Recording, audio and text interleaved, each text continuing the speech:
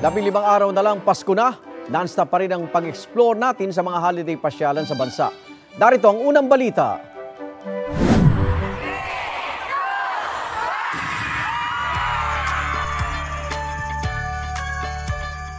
Ilaw ng pag-asa ngayong magpapasko, yan ang giant Christmas tree sa Apari, Cagayan. Simbolo ng pagbangon mula sa nagdaang mga bagyo. Bida rin sa bayan ang mga estudyanteng umindak, sabay sa kutitap ng LED lights.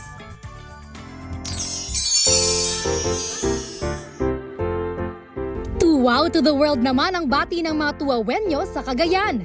Ang light installations inspired ng iconic monuments at statues sa iba't ibang bansa, gaya ng Merlion ng Singapore at Windmill ng the Netherlands.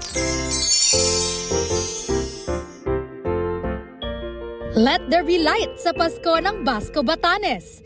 Piyesta sa mata ang makukulay na pailaw sa Christmas Village sa Capitol Grounds. Ang holiday festivities dinala naman sa kalsada ng mga estudyante ng Mountain Province State University, Bontoc Campus. Tampok sa taunang Lantern Festival ang sari-saring mga parol na pagkatapos ibida sa parada, naging props sa dance floor.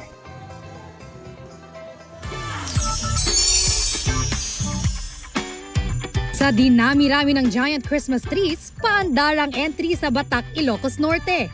Tiyak na mapapalingon ka dahil may bahagi ito na umiikot.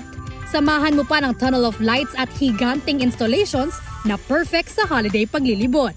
Ito ang unang balita. Bea Penlac para sa GMA Integrated News. Igan, mauna ka sa mga balita, mag-subscribe na sa GMA Integrated News sa YouTube para sa iba't ibang ulat sa ating bansa.